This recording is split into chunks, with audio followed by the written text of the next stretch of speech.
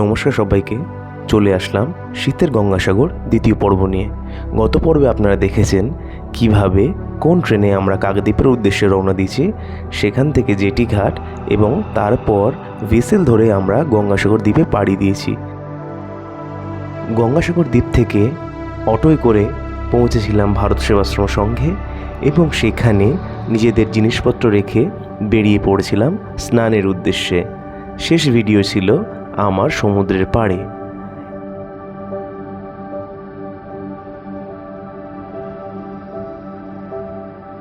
সমুদ্র স্নানের পরে আপনারা কিভাবে কপিলমুনির মন্দিরে পুজো দেবেন, কোথা থেকে ডালা নেবেন, সেইখান থেকে দ্বিতীয় পর্ব শুরু হচ্ছে।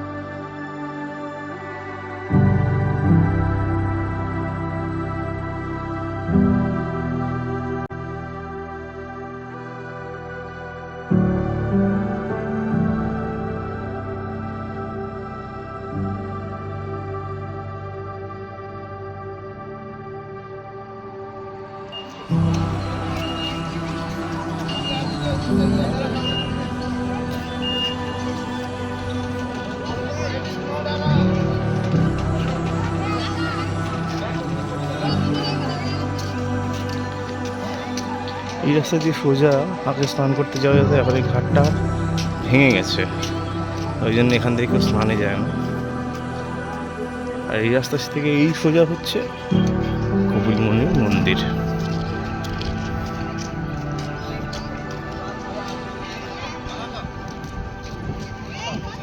কিন্তু দেখবার বিষয় হচ্ছে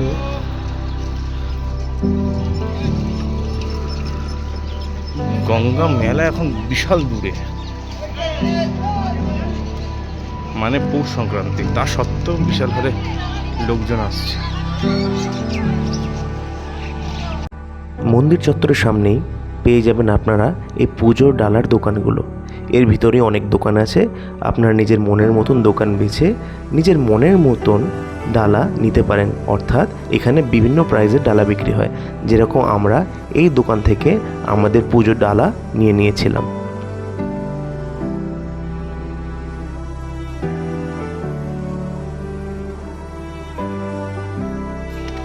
দেখো মা এখন পুজো দিতে যাচ্ছে ডালা নিয়ে।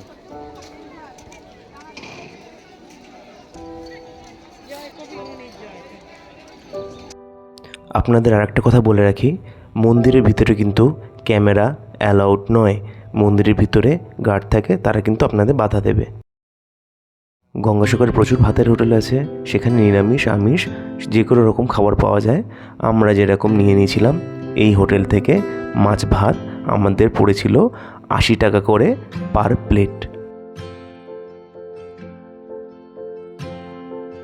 পরিবেশ ভারত সেবাশ্রমে,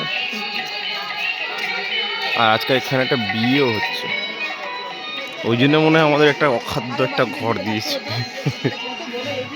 চলো গাইজ, আমরা এখন ঘুরতে বেরোচ্ছি আবার।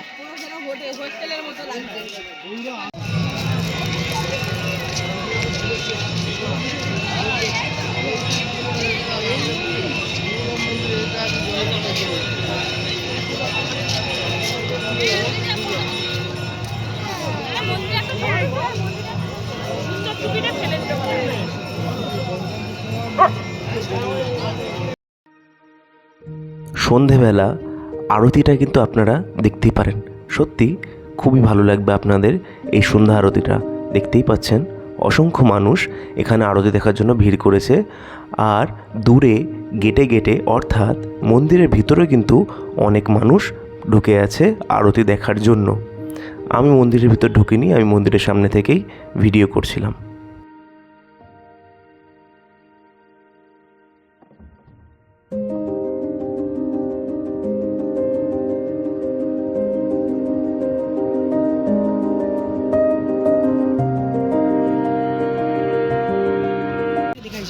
হ্যাঁ, এখন আরতি হচ্ছে।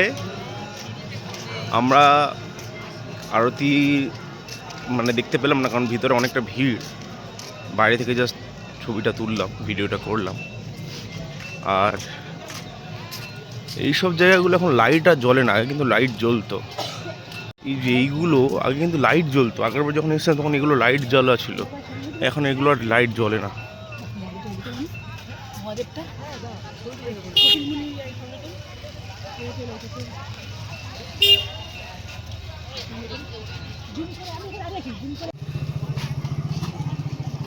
এখানে সব নানা রকমের খাওয়ার দোকান, হোটেল সব কিছুই আছে। কিন্তু সামনে একদম চলে গেলে যে ঘাটটা ছিল সেটা ভেঙে গেছে, তাই এখানে ওই স্নানের জন্য এখন এটা বন্ধ।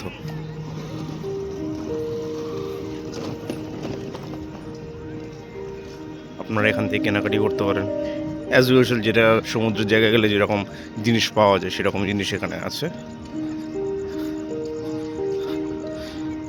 তো আমি বারবার একটা কথাই বলছি যে আগের থেকে পর্যটকের হার কিন্তু বেড়ে যাচ্ছে গঙ্গাসাগরে প্রতি বছর, দূর থেকে মন্দির।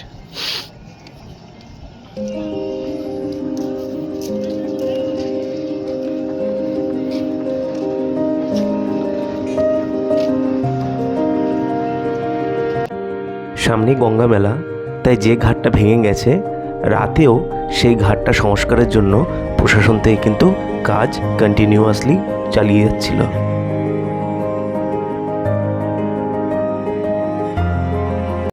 চলো, ঘোরা শেষ হয়ে গেল, এবার বাড়ির পথে উদ্দেশ্য দিয়ে রওনা দিয়ে দিয়েছি। উদ্দেশ্য না, রওনা।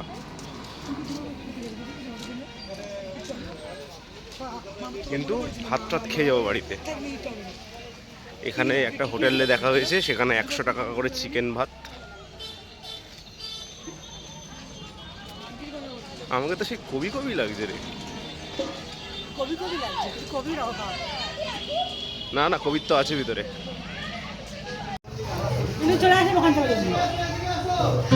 হ্যালো গাইস, আমরা এখানে খেতে বসেছি গাইস।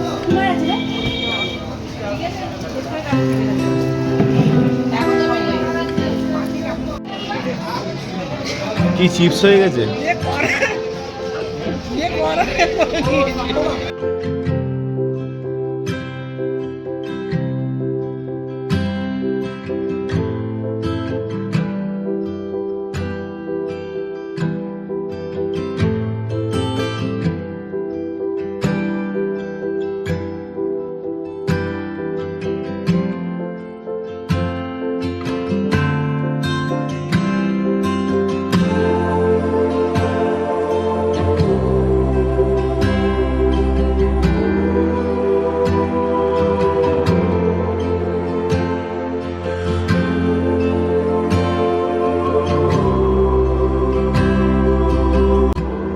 ঘোরা শেষ, তাই আবার ভেসেলে করে কাকদ্বীপের উদ্দেশ্যে আমরা রওনা দিয়ে দিয়েছিলাম। ফেরার পথে শেষবারের মতো দাদা আবার পাখিদের জন্য দানা কিনে তাদের খাওয়াচ্ছিল, আর আমিও সেই ফাঁকে তাদের ভিডিও করে নিচ্ছিলাম। জানি না আবার কবে আসতে পারবো, তাই এই স্মৃতিটুকু ফোনের ক্যামেরায় বন্দি করে রাখা। প্রতিদিনের একঘেয়ে জীবন থেকে একটু বিরতি দিয়ে সবাই মিলে একদিনের উদ্দেশ্যে একটু হাওয়া বদল করা।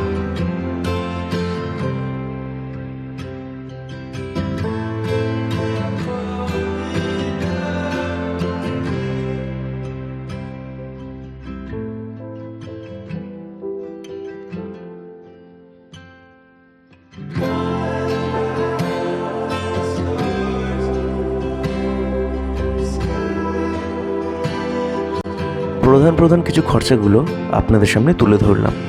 ট্রেন ভাড়া আসা যাওয়া 25-50, কাকদ্বীপ স্টেশন থেকে জেটি ঘাট টোটো ভাড়া 20-40, আসা যাওয়া ভেসেল ভাড়া আসা যাওয়া 9-9-18, গঙ্গাসাগর থেকে মন্দিরের উদ্দেশ্যে অটো ভাড়া আসা যাওয়া 50-50-100, হোটেল ভাড়া একদিনে 500 টাকা, মোট খরচ 708 টাকা।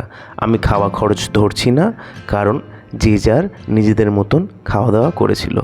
আপনারাও চাইলে নিজেদের ইচ্ছা মতন খাওয়া দাওয়া করতে পারেন। শেষ হলো শীতের গঙ্গাসাগর পর্ব 2। আবার বেরিয়ে পড়ব কোনো একদিন সবাই মিলে অন্য কোথাও।